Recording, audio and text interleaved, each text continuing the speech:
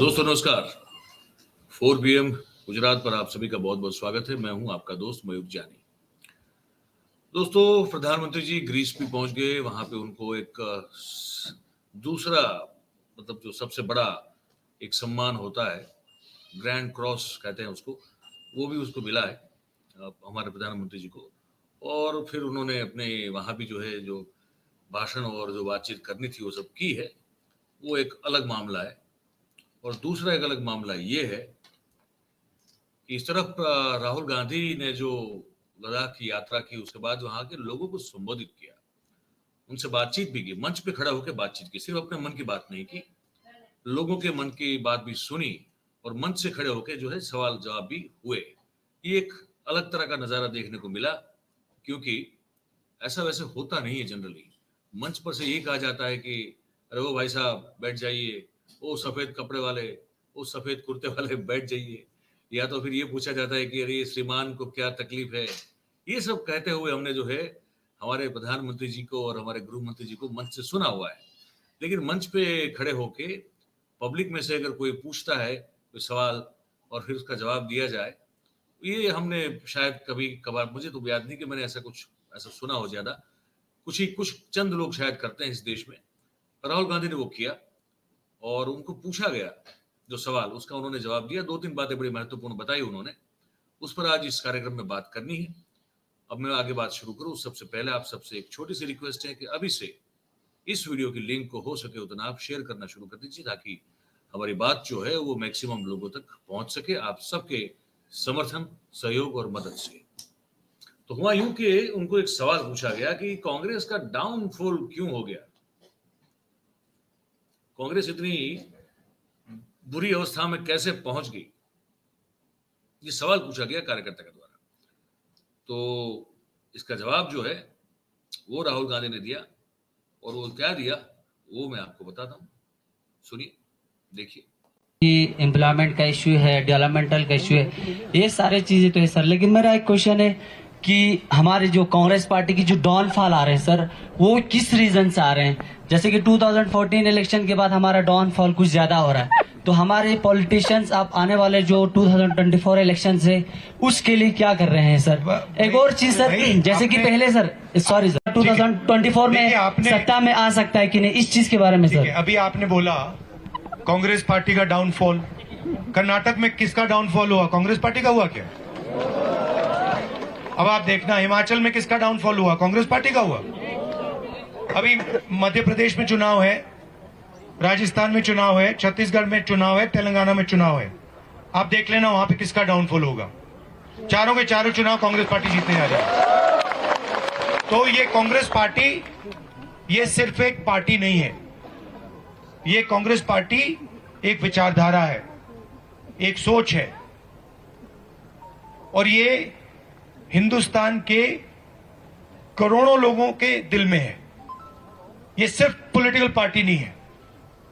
जो हमारी कॉन्स्टिट्यूशन की वैल्यूज हैं, जिन चीजों के बारे में आप बात कर रहे हो, फेयरनेस होनी चाहिए, रिस्पेक्ट होनी चाहिए, यही है कांग्रेस पार्टी।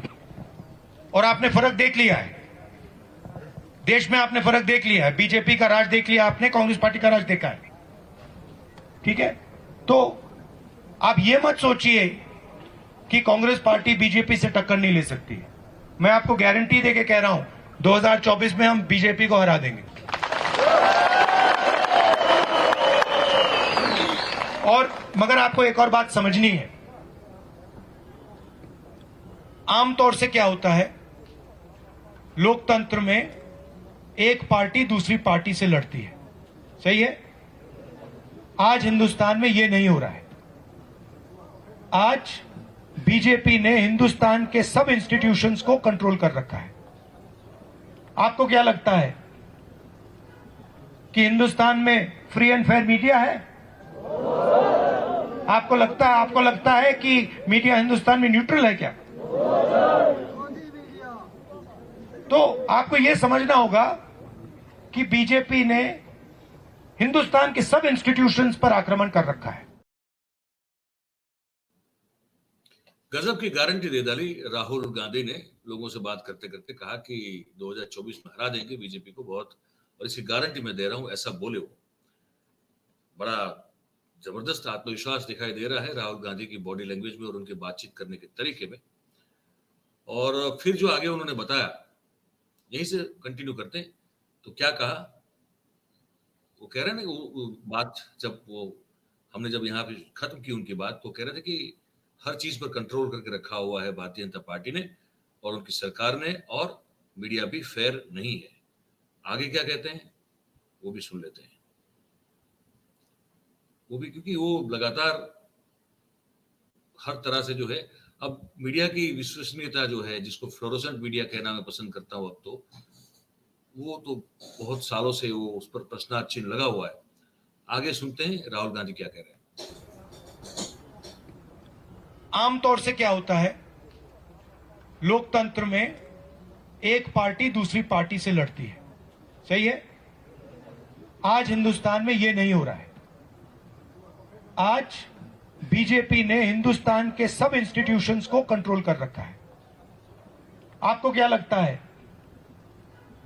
कि हिंदुस्तान में फ्री एंड फेयर मीडिया है? आपको लगता है कि मीडिया हिंदुस्तान में न्यूट्रल है क्या?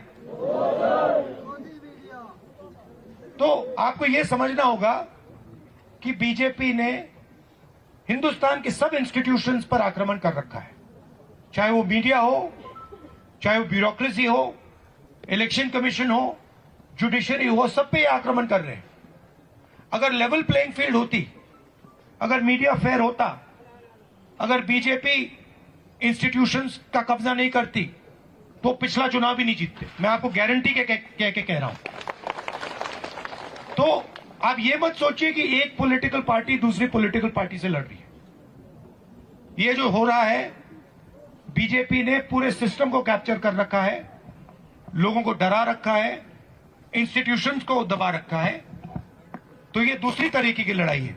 और तब भी मैं आपसे बोल रहा हूं कि 2024 में कांग्रेस पार्टी और जो हमारा इंडिया अलायंस है वो बीजेपी को हरा देगा।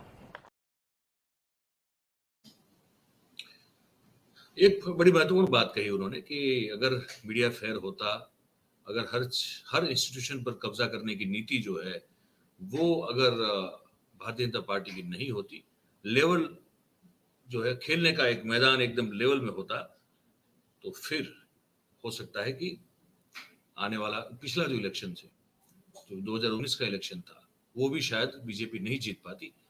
इस बात में बड़ा दम है, मैं ये कह सकता हूं। तो ये सब बातें उन्होंने कही और फिर आखिरकार वो वार्तालाप वहां पे संपन्न हुआ। एक और चीज उन्होंने कही, लेकिन मैं एक और उस बात को मैं किसी और कार्यक्रम में इस्तेमाल करने वाला हूँ। पर कुल मिला के मेरा कहना यह है कि एक बदला एक जो है रूप नजर आता है और कॉन्फिडेंस लेवल जो है काफी बढ़ा हुआ है।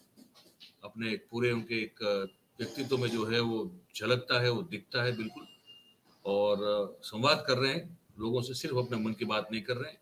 ये एक बहुत अच्छा दृश्य जो है हमको देखने को मिल रहा है। नेताओं को ऐसे करना चाहिए, लोगों से बातचीत करनी चाहिए, सिर्फ अपने मन की बात जो है वो लगातार नहीं करनी चाहिए, लोगों के मन की बात भी सुननी चाहिए।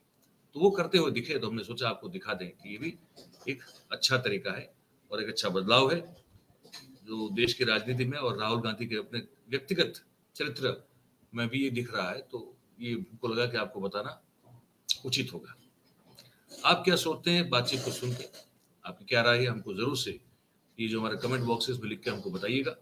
और अगर बात आपको हमारी अच्छी और सच्ची लगती हो, पसंद आ रही हो, तो फिर इस वीडियो को आप लाइक करें, इसकी लिंक को शेयर करें और हमारे चैनल को सब्सक्राइब करें और हो सके उतना करवाएं। आपका बहुत बहुत धन्यवाद करते हैं क्योंकि आप हमारे साथ इस कार्यक्रम में जुड़े हैं। Thank you very much. नमस्कार।